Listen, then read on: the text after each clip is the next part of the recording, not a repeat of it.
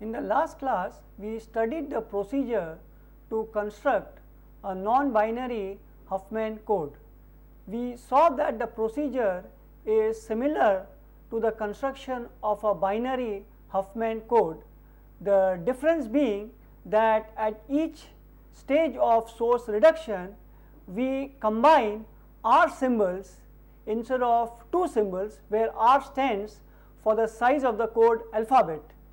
And we have also seen that at each stage of source reduction, the source symbols will reduce by R minus 1, and if at the final stage we want that there should be R symbols, then the total number of symbols which should be existing in the original alphabet should be of the form R plus alpha times R minus 1, where alpha is an integer and R is the size of the code alphabet.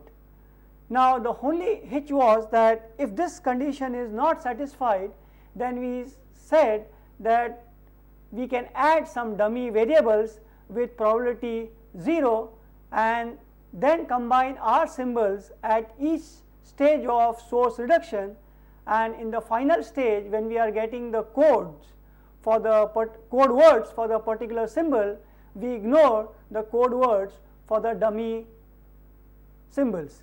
Now, let us look at that procedure with the aid of an illustration. Let us say that I have a source consisting of 6 symbols. So, S is given by S1, S2, S3, S4, S5 and S6, and I need to find out a code which is a Huffman code, and the alphabet, code alphabet is a ternary. So, the code alphabet is 0, 1, 2. So, let us assume that probabilities have been given to us as 0.2, probability of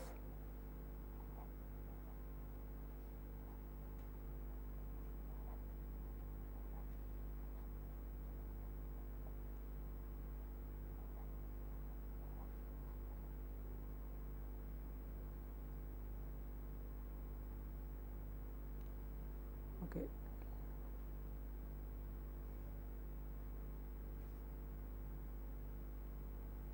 Is 0.25 and P6. So, probability of S2 is 0.05. So, the first step is to generate the non-binary Huffman code for this source with this code alphabet is to arrange the symbols in the descending order of probability. So, S5 0.25,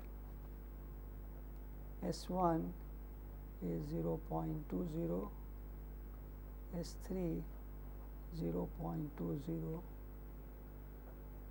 S4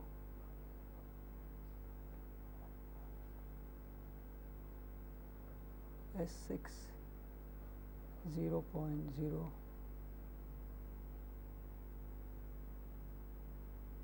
sorry, this is 0.01, and finally S2 is 0.05. So, this is 0.05. 10, that is x6. Now we have 6 source symbols, and if you look at the expression, this expression will be of form 3 plus 2 alpha. So this 6 is not of this form where alpha is integer.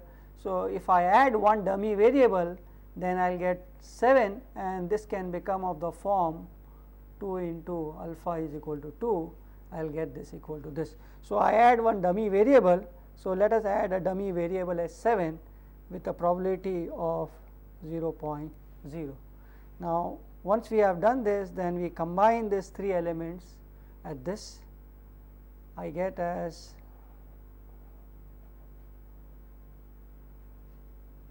so I will just indicate, I get here S5, S1, S3, S4, and this is say XC dash, and this is 0.25, 0.20, 0.20, 0.20, and 0.15. Then again I combine this 2, 3 and place it on the top. I get S3 dash as 0.55. This will be S5, that is 0.25, and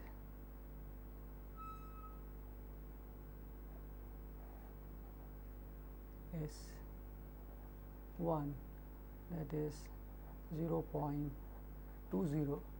Once we have got the 3 symbols for the, because R is equal to 3, now we can allot this as 0, 1, 2, allot here as 0, 1, 2, final allot 0, 1, 2.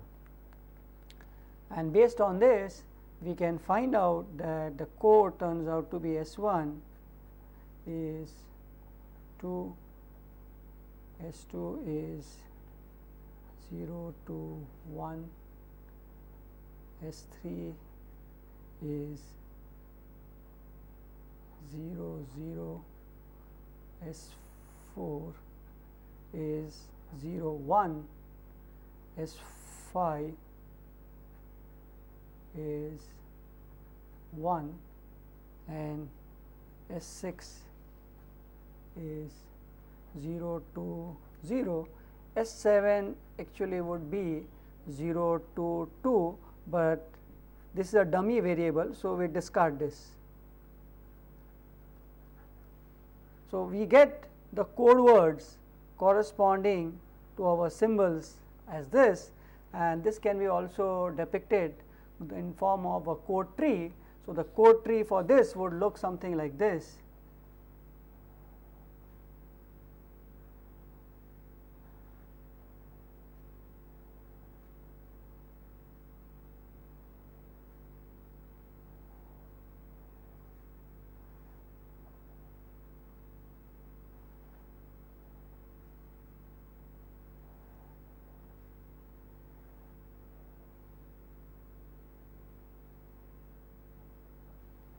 So this is your root node.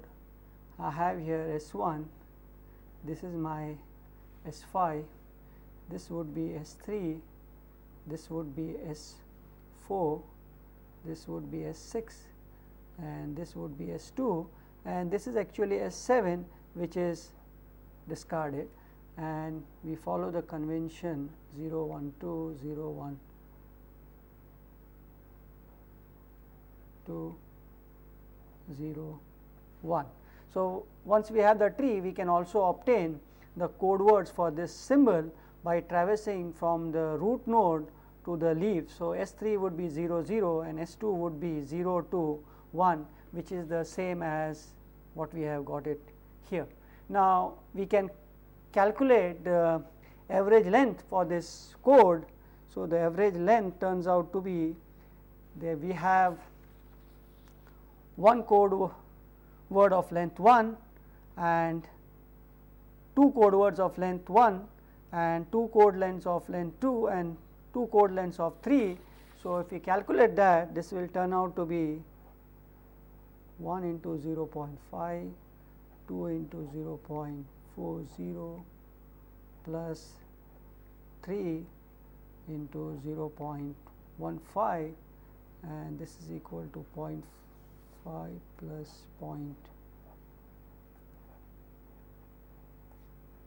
so this is 1.70 ternary digits per symbol. So, now this is the optimum 3-array Huffman code for the given source. Now, if we had not followed this procedure,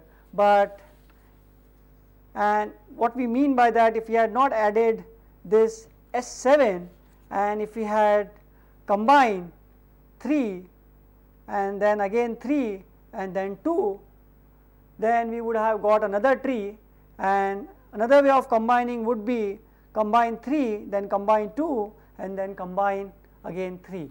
So, let us look at those tree structures. So, if I combine 3, 3 and 2, then I get it as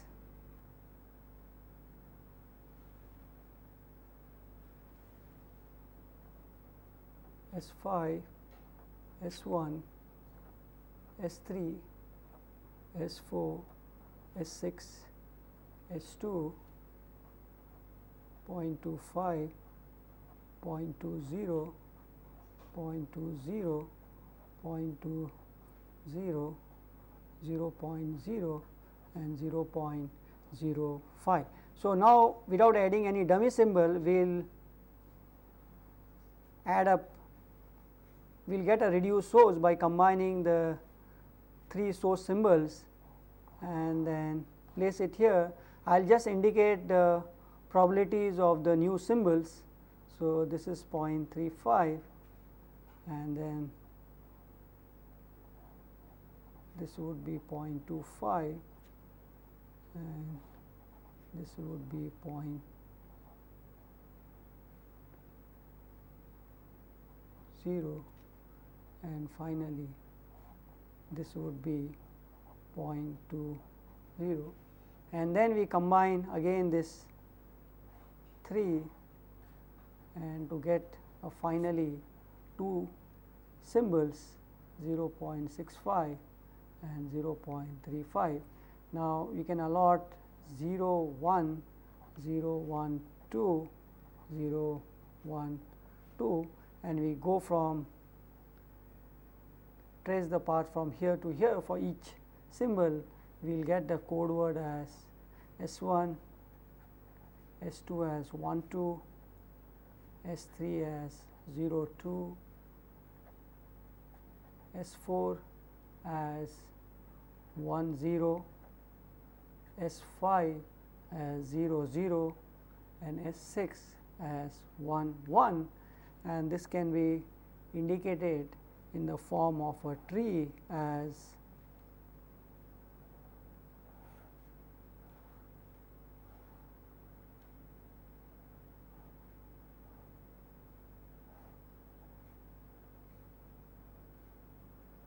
this is 0, this is 1, this is 0, 1, 2, 0, 1, 2, and this leaves or external node correspond to the symbols as shown here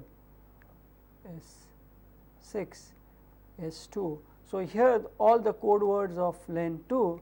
So, the average length will turn out to be as 2 ternary digits per source symbol, and finally we can, so let us call this as average 2, and finally we will follow the procedure as given here. I have S5, S1, S3, S4, S6, S2, 0.25, 0.20, 0.20, 0.20, 0.10, 0.05. So, initially I combine 3 symbols, I get a new source symbol, I place it here, I just indicate the new probabilities, then I place it here,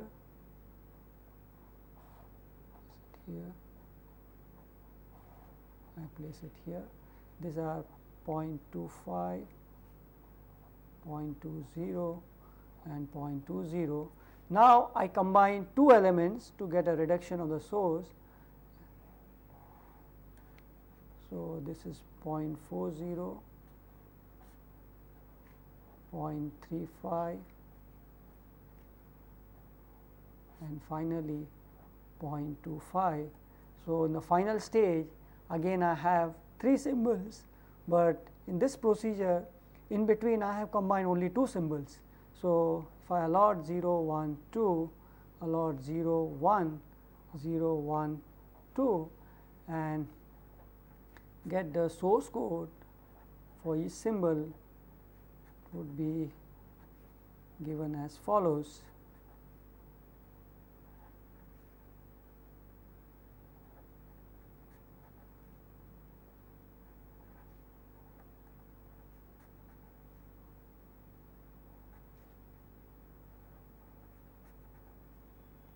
One and again I can draw the binary tree for this, and the average length in this case let us call as average length as 3, that turns out to be 2 into 0.75 plus 0.25 is equal to 1.75 ternary digits per symbol. So, the first case we got L as 1.70, second case we got as 2 and the third case we got as 1.75. So, this is the lowest value which we got, and this is the value which we will get if we follow the procedure discussed, where we combine R symbols at a time at each stage of source reduction. So, finally, we reach with the alphabet which consists of only R symbol, and if the initial number of symbols in the source alphabet does not follow that expression R plus alpha R minus 1, then we add some dummy symbols and with the probability 0. So, we have looked at the Huffman coding algorithms for both for the binary case and the non-binary case. Although the Huffman coding algorithm is one of the best known variable length coding algorithms, there are some other lesser known algorithms that can be useful in certain situations. In particular, there are 2 algorithms. One is what is known as Ghulam's algorithm, that is Ghulam's codes, and another one is Tunstall codes. Both these codes are becoming increasingly popular. So, we will discuss these codes next. So, let us take first the Ghulam codes.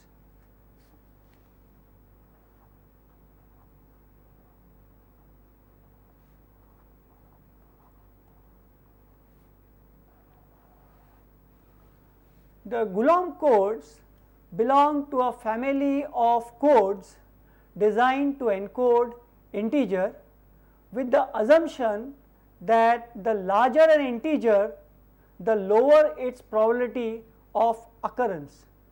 The simplest code for this situation is the Unary code.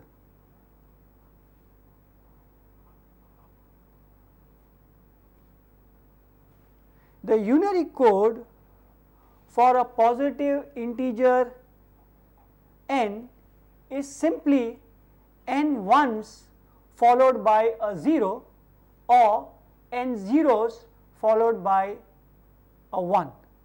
Thus, the code for 4 would be 1 1 1 1 0, and the code for 7 would be 7 ones followed by a 0. The Unary code is the same as the Huffman code for the semi-infinite alphabet 1, 2, 3. With probability model,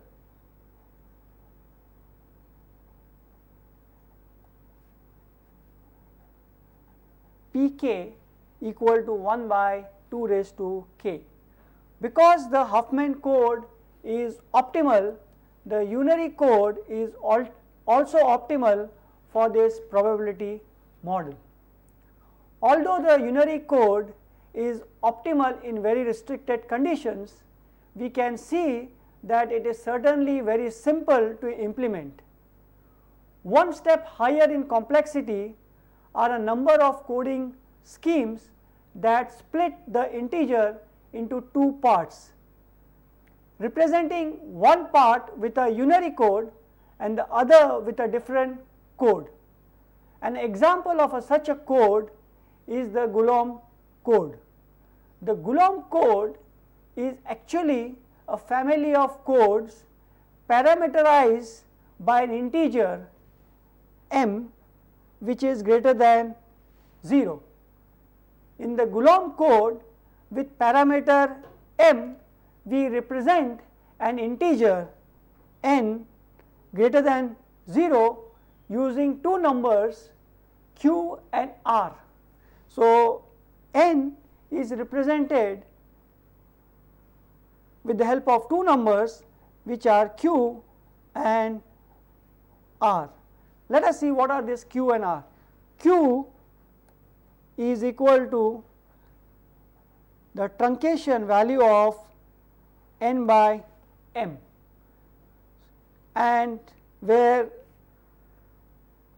by definition the lower flow means the integer part of x, and r is given by n minus q m. So, q is the quotient and r is the remainder. So, q take on values 0, 1, 2, all positive integers, and it is represented by the Unary code for q, whereas r can take on the values 0, 1, 2 up to m minus 1. If m is a power of 2, we use the log 2 of m bit binary representation of r, but if m is not a power of 2, we could still use log 2m, the upper floor of this number, to represent r. Now, when we represent using this strategy, the number of bits required would be higher than the number of bits required by following the following strategy. So, if m is not a power of 2, we can reduce the number of bits required if we use the following strategy. We represent r by the lower flow of this value bit representation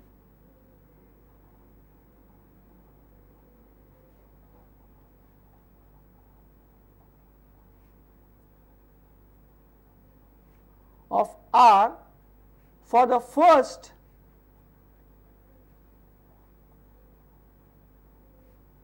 two raised to upper flow of log 2 m minus m values.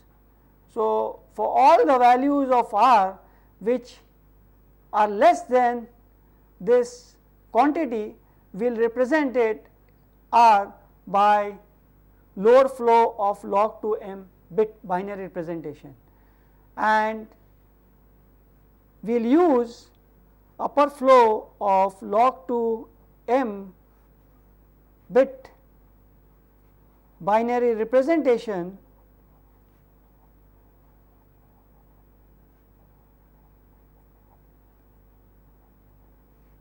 of r plus 2 log to m minus m for the rest of the values.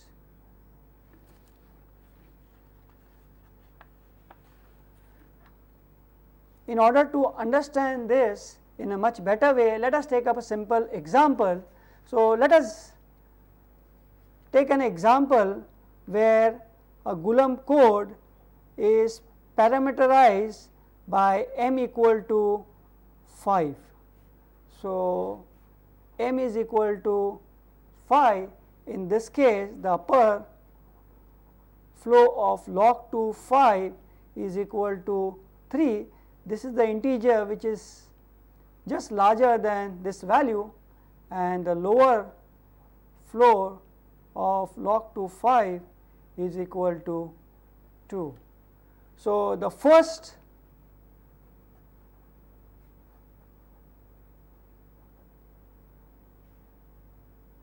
two raised to log to 5 minus 5, that is 3 values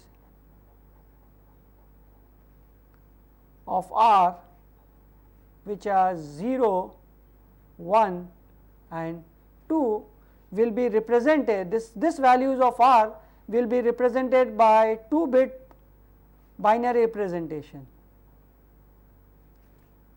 and the next two values of r which is 3 and 4 will be represented by this will be represented by 3-bit binary representation of r plus 3. So, the q is always represented by the unary code for q. So, if we take Ghulam code for 4, so take 4 I divide by 5, I will get it as 0 multiplied by 5 plus 4. So, in this case q is equal to 0. So, the unary representation of 0 would be 0, and this is r is equal to 4. Since r4 has to be represented by 3 binary representation of r plus 3, so 4 plus 3 is 7. So, binary representation of 7 is 1 1 1. Similarly, the code word for 14 would be 14 by 5 would give me 2 multiplied by 5 plus 4. So, the quotient is 2, and this by unary representation would be 1 1 0, and the remainder is 4. So, again the representation would be this, and let us take a simple case, another finally 7. So, for 7 this can be represented as 1 into 5 plus 2. So, unary representation for 1 would be 1 0, and 2 is in this range.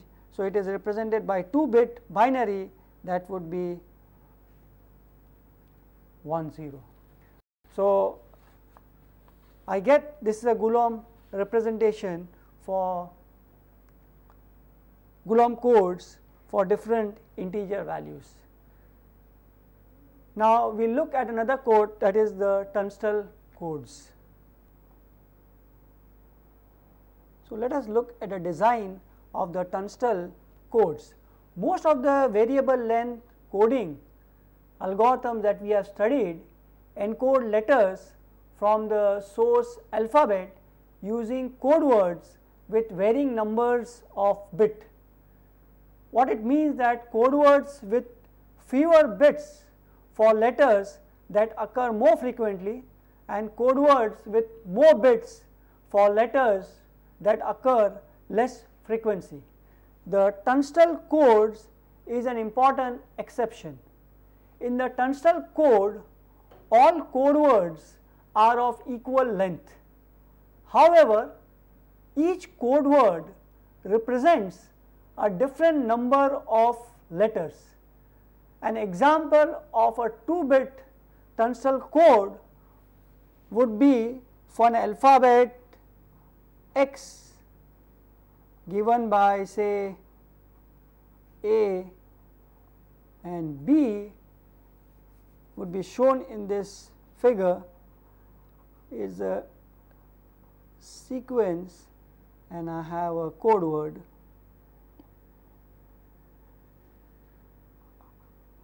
So if I have a sequence AAA, the code word would be 00.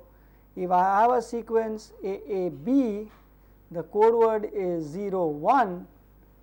It is AB, it is 10, and if it is B, it is 11. So this is an example of 2-bit Tunstall code for the alphabet A, B.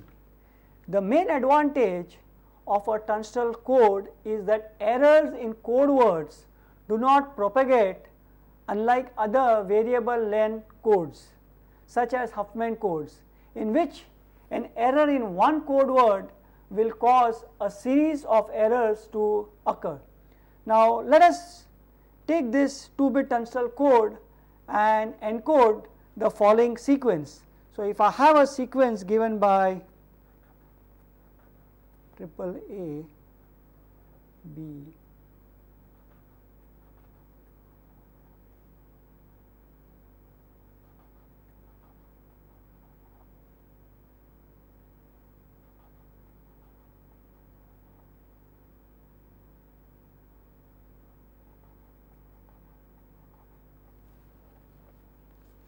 and let us use this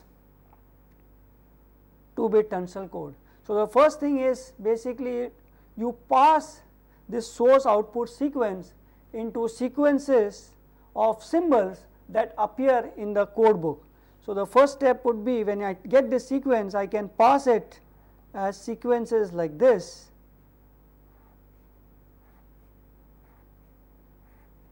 and now for this subsequences in this source sequence, you code it using this 2-bit Tunstall code which we have given here. So AA would be 00, B would be 11, AAB would be 01, 0, 0. Now the design of a code that has a fixed code word length but a variable number of symbols per code word should satisfy the following conditions. So the first condition which it should satisfy is, we should be able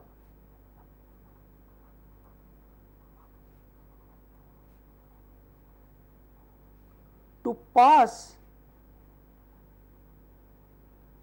a source output sequence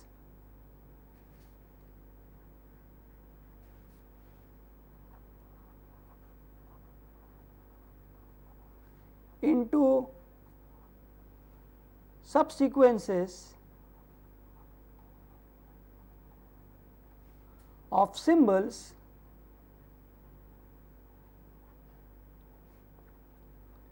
that appear in the code book.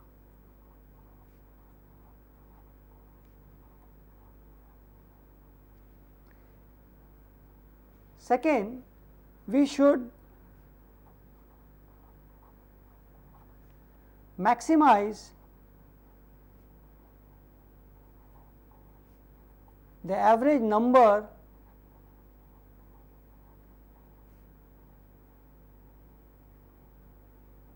of source symbols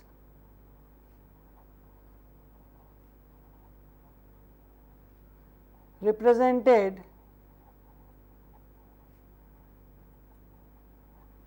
by each code word.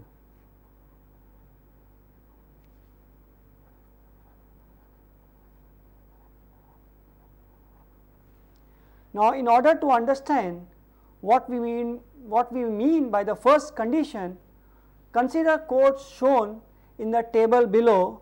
I have a sequence here, and the code word as follows. For A, I have 0 0.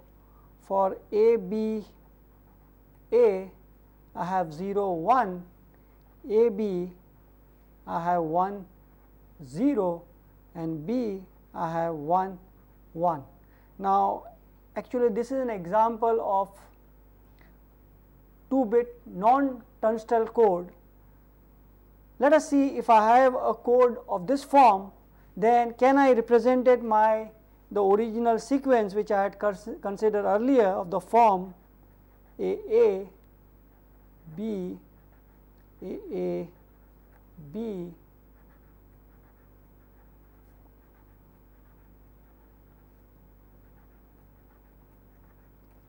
if we take this source output sequence, and then the first thing we should do is we should be able to pass a source output sequence into subsequences of symbols that appear in the code book. So, if I get this, I can pass it as it like this. So, for 0 0, because available here in the code, I can give as 0 0. For B, I can put as 1 1. But now from this point onwards, I cannot pass this sequence into sequences of symbols that appear in the code book. So, this sequence is uncodable using this particular code, and this is not a desirable condition. So, Tunstall, he gave a simple algorithm that fulfills this condition of able to pass our source output sequences into sequences of symbol that appear in the code book. The algorithm is as follows. So, the first thing is, suppose we want an n-bit Tunstall code for a source that generates identically independent distributed letters from an alphabet of size capital N.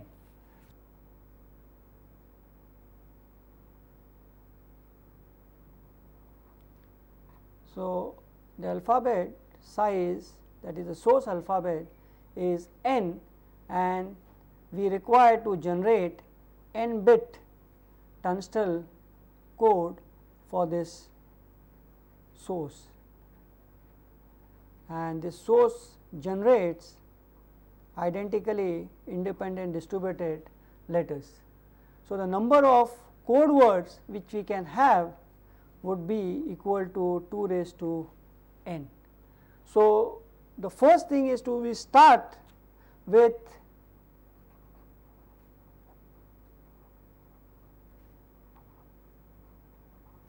the n letters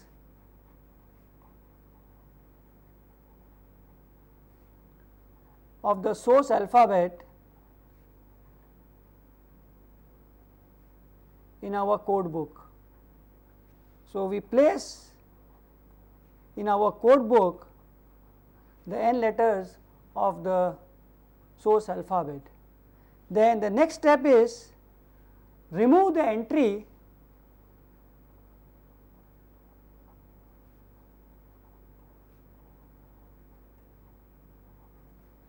in the code book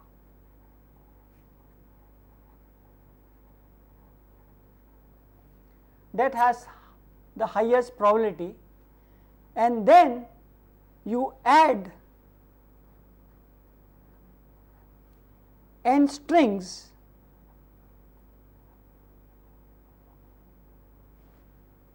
obtained by concatenating this letter which you have removed with every letter in the alphabet. So, add n strings obtained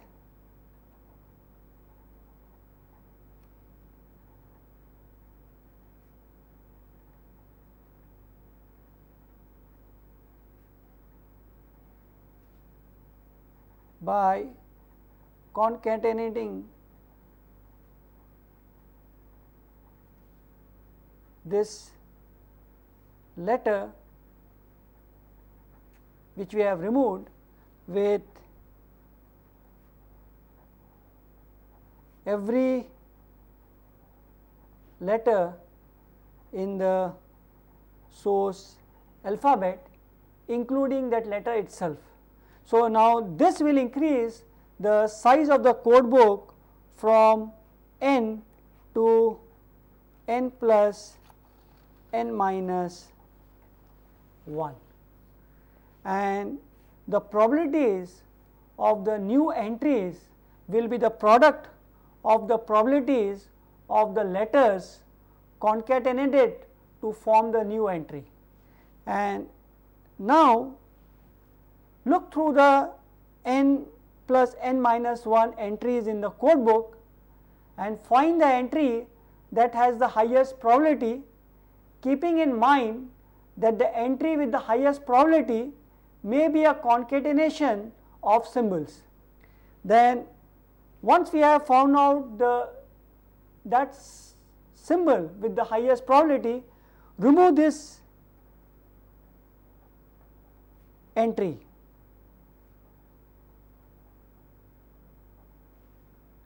and add the n strings obtained by concatenating this entry which we have removed with every letter in the alphabet.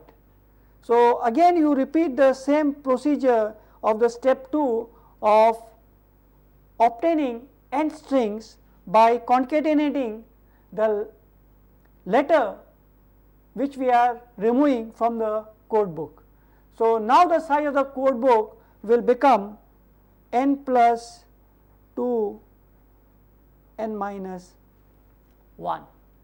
So, each time we perform this operation, we increase the size of the code book by n minus 1. Therefore, this operation can be performed k times, where n plus k n minus 1 should be less than or equal to 2 raised to n, which is the number of code words which we can form out of n bit. Let us take a simple example to understand this. So, if I have a source consisting of 3 alphabets with probability of A equal to 0.6, probability of B equal to 0.3 and probability of C equal to 0.1, then the first thing we do is you start with the 3 entries A, B, C. These have probability 0.60, 0.30, 0.10. In this, the first step, letter A has the highest probability, so remove it. So, what is left out is B and C, and then you get 3 more strings, because the size of the alphabet is 3, get 3 more strings which have been obtained by concatenating the letters from this source to this A. So, I will get AA, AB and AC. So, the probabilities would be 0.30, 0.10, 0.36, 0.18 and 0.06. Now, again from here I find this is of the highest probability, so remove it. So, what is left out is BC, AB, AC, and now after I remove this, I get 3 more strings by concatenating the letters from this alphabet to this entry. So, I get AA, B and AAC, and now if I carry out one more iteration, I will get 9 sequences, and since 9 exceeds 2 raised to 3, I have to stop at this point, and now once I have reached this, I can give the code words as 0001, 010, 011, 100, 101, 110. So, these are my code words which I have formed for this sequence, and this would be 3-bit Tunstall code. So, using this 3-bit Tunstall code, you can again code the earlier sequence. So, we have looked at some of the coding strategies, and we have seen that Huffman coding requires, it is the optimal, and it also requires the knowledge of the probabilities of the source sequence. Now, for Huffman coding, which is an optimal coding scheme, if this knowledge is not available, then Huffman coding becomes a 2-pass procedure. In the first pass, the statistics are collected, and in the second pass, the source is encoded. Now, in order to convert this algorithm into a 1-pass procedure, adaptive Huffman coding algorithms have been developed. The algorithm constructs the Huffman code based on the statistics of the symbols already encountered. In the next few classes, we will have a look at the design of adaptive Huffman codes.